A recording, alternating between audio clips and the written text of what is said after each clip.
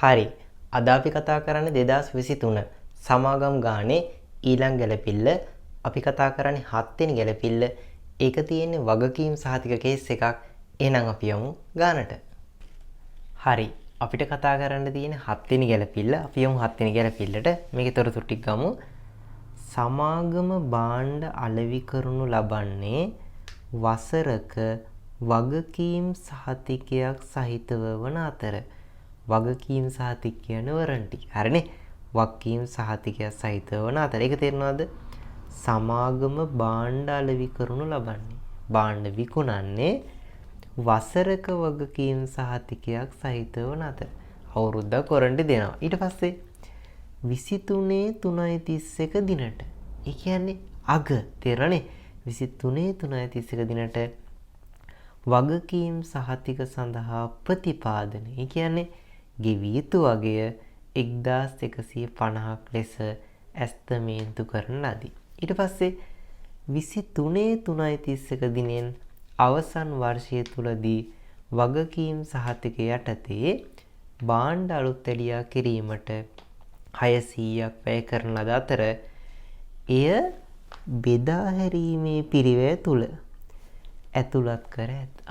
එහෙනම් අපිට ටී ගිණුම් ඕන වෙනවා. කවුද ඉන්නේ මෙතන? බෙදා හැරීමේ පිරිවැය ඕන වෙනවා. එහෙනම් බෙදා හැරීමේ පිරිවැය ගිණුමක් ගහ ගන්න වෙනවා.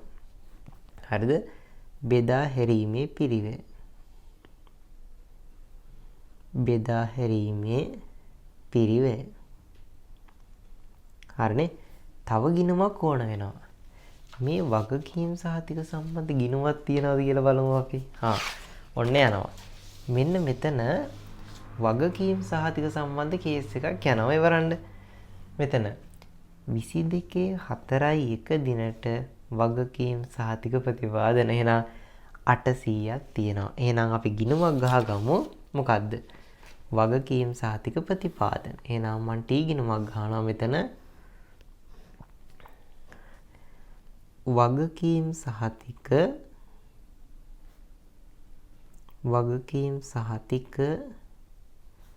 ප්‍රතිපාදන හරිනේ. එතකොට වගකීම් සහතික ප්‍රතිපාදන කියන්නේ මොකද්ද? ගෙවිය යුතු. අවුලක් නැහැනේ. මේකටම නමක් තියන්නද? වගකීම් සහතික ප්‍රතිපාදන කියන්නේ ගෙවිය යුතු එක. එහෙනම් මේකට ලියුව හැකි අපිට ගෙවිය යුතු වගකීම් සහතික.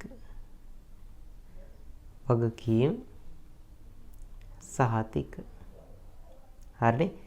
ගෙවිය යුතු වගකීම් සහතික කියන්නේ වගකීම් සහතික ප්‍රතිපාදන වලට. එතකොට මේකේ මුල ශේෂයක් තියෙනවා. 22/4/1. ඒ කියන්නේ 22/4 කියන්නේ මුල. ඇයි ඒ? ශේෂ පිරිසුම තියෙන කවදද බලන්න. 23. එහෙනම් 22/4 කියන්නේ මුල. හරිනේ. මුල දිනට වගකීම් සහතික ප්‍රතිපාදන. මුල කීයද? බැර පැත්තේ 800. එහෙනම් බැර පැත්තේ 800ක් දාගමු. මුල ගෙවිය යුතු. මුල ශේෂය කිව්වත් අවුලක් නැහැ. මුල ගෙවිය යුතු කියලා ලිව්වත් අවුලක් නැහැ.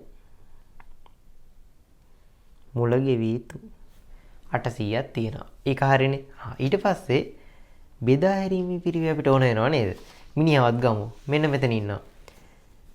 බෙදා හැරීමේ පිරිවැය හරට ඉන්නවා 8900ක්. එහෙනම් එයාවත් දාගමු. එහෙනම් බෙදා හැරීමේ පිරිවැය හරට 8900ක් දාගන්නවා.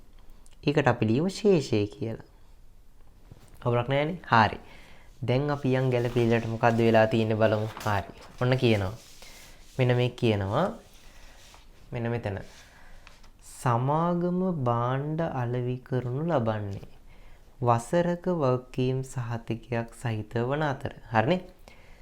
23/3/31 අග දිනට වගකීම් සහතික සඳහා ප්‍රතිපාදනය 1150ක් ලෙස ඇස්තමේන්තු කරන ලදී. කවදද? අග වෙද්දී වගකීම් සහතික ප්‍රතිපාදනය කියන්නේ වගකීම් සහතික ප්‍රතිපාදනය 1150. වගකීම් සහතික ප්‍රතිපාදනය කියන්නේ මෙයාගේ නමනේ කියවුනේ. වගකීම් සහතික සඳහා ප්‍රතිපාදනය. වගකීම් සහතික ප්‍රතිපාදන. එයා 1150 කවද වෙදිද?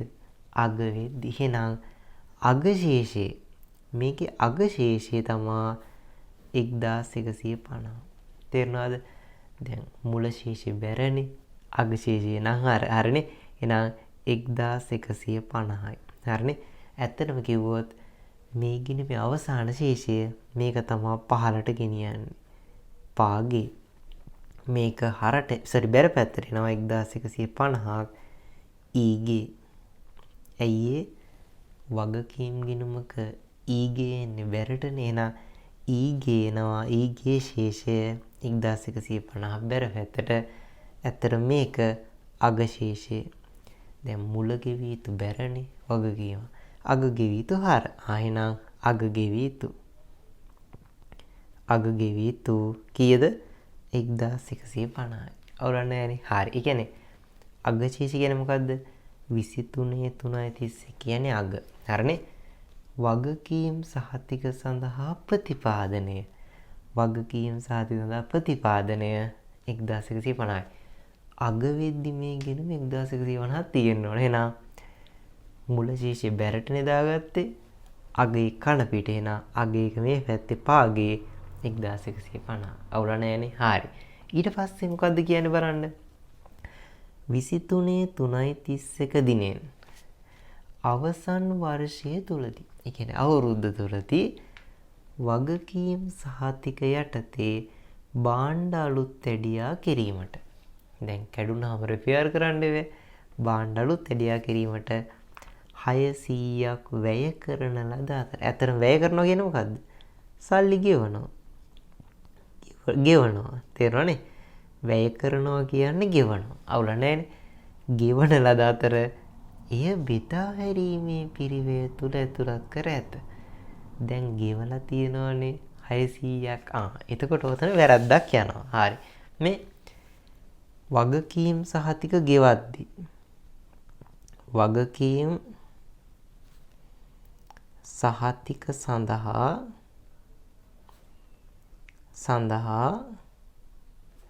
මුදල් ගෙවීම. තේරුණාද? මුදල් ගෙවනවා. හරියට ලියන්නේ කොහොමද? හරි දිස්සටහන. හරියට ලියන්නේ කොහොමද? හරියට ලියන්නේ මුදල් ගෙවනවනේ. මුදල් පාලන බැර. පාලන බැර. කීයද? 600ක්. හරිනේ. 600ක්. බැර හර වෙන්නේ කොහෙටද? මේ වගකීම් සහතිකවලට අපි ගෙවන්න රෙඩි වෙලා ඉන්නේ. ගෙවී යුතු එකක් තියෙනවනේ මේ බලන්න.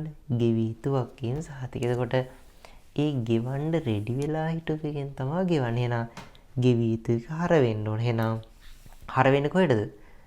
ගෙවී යුතු වගකීම් සහතික කියන්නේ වගකීම් සහතික ප්‍රතිපාදනය කියන්නේ ප්‍රතිපාදනය කරලා තිබ්බ එකක් ගෙවී යුතු කියලා රෙඩි පිට හිටපු එක ගෙවනවා. එහෙනම් ගෙවී යුතු එක බැරණ තියෙන්නේ. ගෙවද්දි හර වෙනවා. අවුල නැහැ. එහෙනම් ගෙවිය යුතු වගකීම් සහතික. වගකීම් සහතික හර වෙනවා 600ක්. ඔන්න හරි දිස්ස සටහන. අවුලක් නැහැනේ. මුදල් බැර ගෙවී යුතු. ඒ කියන්නේ ගෙවද්දි ගෙවන්න තිබ්බ එකනේ ගෙවන්නේ. අපි රෙඩි පිට හිටියා. ගෙවන්න රෙඩි වෙලා හිටිය 800ක්. ඒක ගෙවද්දි ගෙවිය යුතු එක හර. හැබැයි දැනට පොඩි අවුලක් ගිහිල්ලා. දැනට මොකද වෙලා තියෙන්නේ කියලා බලමු. දැනට වැරදියට ලියලා තියෙන්නේ. කොහොමද ලියලා තියෙන්නේ මේ බලන්න. 23.3.31 දිනෙන් අවසන් වර්ෂය තුලදී වගකීම් සහතික යටතේ භාණ්ඩ අලුත් වැඩියා කිරීමට 600ක් වැය කරන ලද අතර සල්ලි ගෙවලා එය බෙදා හැරීමේ පිරිවැය තුල ඇතුළත් කර ඇත. දැන් බෙදා හැරීමේ පිරිවැය දාලානේ. ඒ දාලා තියෙන්නේ හර එකද බැර එකද? හර එක දාන්නේ ඊයේ. බෙදා හැරීමේ පිරිවැය කියන්නේ හර එක්කෙනෙක්නේ. එයා හොරකම් කරන්නේ මොකද්ද? හර ෂොට්. එයා කැමති අයිස්ක්‍රීම් වලට. අයිස්ක්‍රීම් තමයි හොරකම් කරන්නේ. එහෙනම් බෙදා හැරීමේ පිරිවැය තුල තියෙන හරටනේ. එහෙනම් මේකේ හර ෂොට් එක තමයි වර්ගම් කරලා තියෙන්නේ. එහෙනම් බෙදා හැරීමේ පිරිවැය තුල දාලානේ. ඒ කියන්නේ බෙදා හැරීමේ පිරිවැය හර කරලායි තියෙන්නේ. එහෙනම් දැනට කොහොමද ලියලා තියෙන්නේ? බෙදා හැරීමේ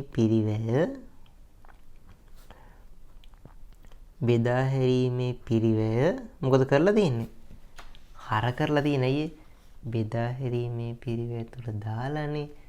දාන්න ඉතින් හරට ඔය ඉන්නේ හරට.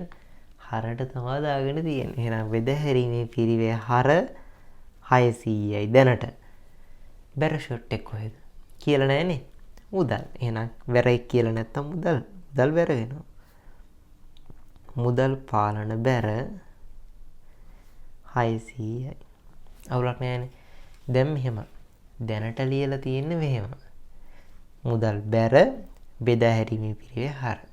හරිය මුදල් බැර ගෙවිතුවක් කියන සාතිකයි හර වෙන්නේ. එහෙනම් සමාව දෙන්නේ කාටද? මුදල් බැර 600යි. දැනට හරියට එන්නත් ඕන මුදල් බැර 600යි. මුදල් වලට සමාව දුන්නා ඊයේ. මුදල් හරිනේ. හරි එකත් මුදල් බැර 600යි. දැනටත් මුදල් බැර 600යි. ඒක හරි. ඊට පස්සේ ඔන්න දෙන්නෙක් ඉන්නවා. මුන් දෙන්නගෙන් හරි එක්කෙනා කවුද? හරි එක්කෙනා මෙයා. මෙයා වැරදි එක්කෙනා. බෙදා හැරීමේ පිරිවැය නෙමෙයිනේ හර වෙන්න ඕන. ගෙවිතුවක් කියන සාතික. එහෙනම් බෙදා හැරීමේ පිරිවැය කියන කෙනා වැරදි. එයාට කන පිට ගහමු. වැරදි කෙනාට ගහන්නේ කර පිට. වැරදි කෙනාට කන පිට ගහන්න ඕන. තේරුණානේ? බෙදා හැරීමේ පිරිවැය බැර වෙන්න ඕන. දැන් හරටනේ ඉන්නේ. ගහලා එළවමු. බෙදා හැරීමේ පිරිවැය බැර. එහෙනම්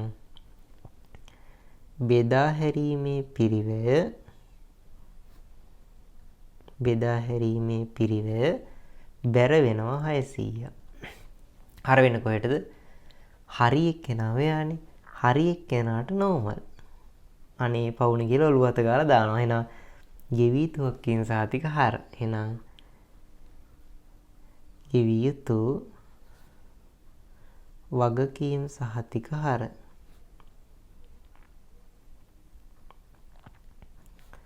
හර වෙන්න ඕන 600ක්. මෙන්න හරි දිස්සටම. ඒ කියන්නේ වැරද්ද හදන එක. දැන් දාමු. බෙදා හැරීමේ පිරිවැය බැර 600යි. එහෙනම් මේ තියෙන්නේ බෙදා හැරීමේ පිරිවැය බැර. බැර 600යි. එහෙනම් බැර කරනවා 600. මොකද්ද? ගෙවිය යුතු වගකීම් සහතික. හරිනේ. හර වෙන්නේ කොහෙටද? ගෙවිය යුතුක් කියන සහතික කියන්නේ මෙන්න මේක. ගෙවිය යුතුක් කියන සහතික. එහෙනම් 600ක් හර කරමු. එහෙනම් ගෙවන්න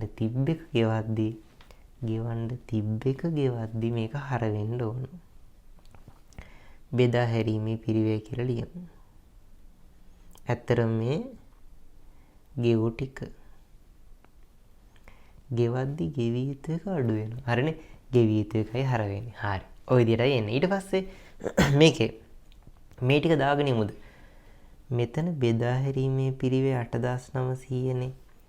ඒකෙන් අඩු වෙන්න ඕන 600ක්. අවුලක් නැහැනේ. උත්තරත් දාමු. එහෙනම් බෙදා හැරීමේ පිරිවැය වලට යමු. බෙදා හැරීමේ පිරිවැය. මෙතන දාගමු අපි ශේෂය. කොහොමද? දැනට බැලන්ස් එක 8900නේ. 8900 දැම්මා. ඒ හරටනේ ප්‍රතිවිරුද්ධ එකක් වදිනවා.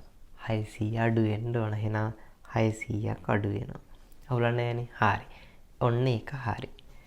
ඊට පස්සේ මේ වගකීම් සහතිකවල මෙන්න මේ අග ශේෂය. අග ගෙවිය යුතු ගාන මූල්‍ය තත්ත්ව ප්‍රකාශ දාන්න ඕන. එතකොට ඒක දාන්නේ වෙනත් ගෙවිය යුතු දෑවල. වෙනත් ගෙවිය යුතු දෑවල. හරිනේ? වෙනත් ගෙවිය යුතු දෑවල දාන්න ඕන. ලියන්නේ ගෙවිය යුතුක් කියන සහතික. එහෙනම් ලියන්නේ ගෙවිය යුතු වගකීම් සහතික.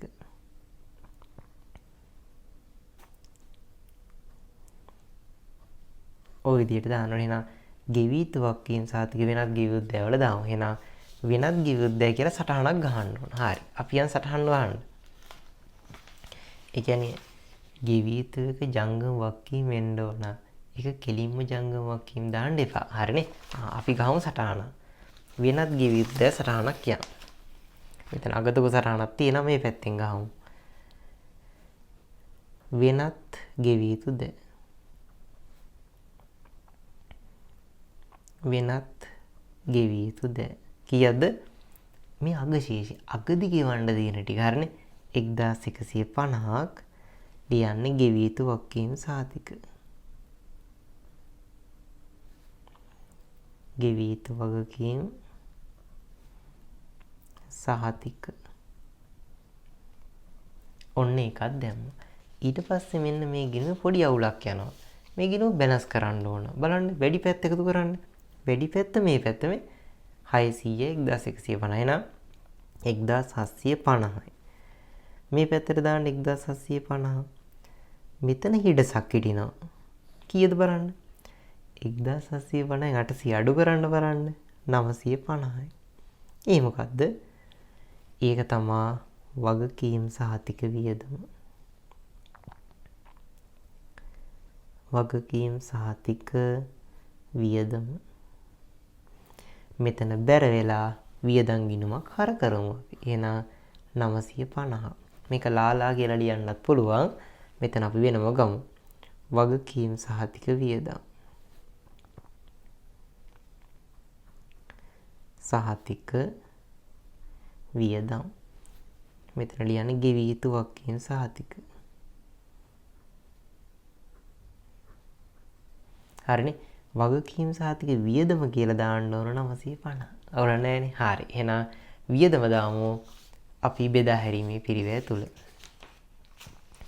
ඒ කියන්නේ අර ගෙව් ප්‍රමාණය නෙමෙයි වියදම. තේරුණානේ?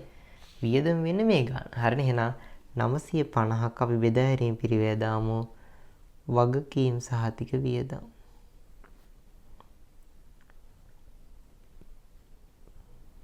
වගකීම් සහතික වියදම්.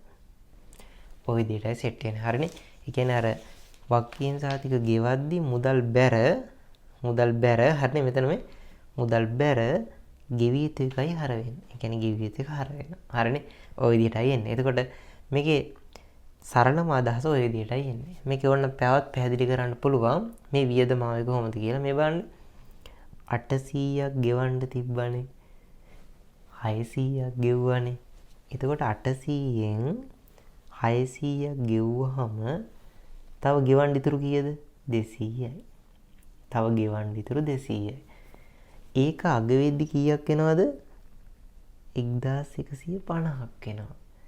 දැන් ගෙවන්න තව ඉතුරු තියෙනවා 200. අග වෙද්දි ගෙවන්න ලෝඩ් වෙනවා 1150. එහෙනම් 200 ඉඳලා 1150ට ගෙවන්න තියෙනවා වැඩි වෙලා. අයියේ 800ක් ගෙවන්න තිබ්බා. 600ක් බේරුවා. තව ගෙවන්න තියෙනවා 200ක්. ඒතකොට ඒ 200 අග වෙද්දි 1150 වෙලා. ඒ කියන්නේ අලුතෙන් 950ක් ඇවිල්ලා. ඒ අලුත් වියදම. තේරුණානේ? 800ක් පරණේවා ගෙවන්න තිබ්බා. 600ක් ගෙවුවා. තව ගෙවන්න කීයක් තියෙනවද? 200යි. ඒ ගෙවන්න තිබ්බ ටික අග වෙද්දි 1150 වෙලා. එහෙනම් මුලදි ගෙවන්න තිබෙන එකෙන් 200යි ගෙවන්න තිබ්බේ. ඒක අග වෙද්දි 1150 වෙලා. එහෙනම් ගෙවි යුතු එක වැඩි වෙලා. අලුතෙන් වියදමක් ඇවිල්ලා. එහෙනම් අලුත් ටික අලුතෙන් පිරීලා 950. එහෙනම් අලුත් වියදම 950 තමයි මෙතන වියදමට දාන්න. හරිනේ. ඔය විදිහටයි සෙට් කරන්න ඕන. හරිනේ. මොකක්ද දැන් අවසානයේ දැම්මේ? ගෙව්ව එක බෙදා හැරීමේ පිරිවැය දාන්න එක අයින් කරා. මෙන්න අයින් කරා. හරිනේ. ඊට පස්සේ අගදි ගෙවි යුතු ගාන වෙනත් ගෙවි යුත්තේවල දාන්න ඕන. ඊට පස්සේ වියදම මේ ගිණුමෙන් හොයලා සත්‍ය වියදම දාන්න ඕන බෙදා හැරීමේ පිරිවැය ඇතුලේ. හරිනේ. ওই විදිහටයි සෙට් වෙන්නේ. එහෙනම් මේකට දාලව දැන් 7 වෙනි එක හරි ඊට පස්සේ අපිට 8 වෙනි එක තියෙනවා. ඒ මොකද්ද? ආදායම් බදුවේ 8 වෙනි එක තියෙන්නේ ආදායම් බදු කේස් එකක්. එහෙනම් ආදායම් බදු කේස් එක අපි කතා කරනවා ඊළඟ වීඩියෝ එකෙන්.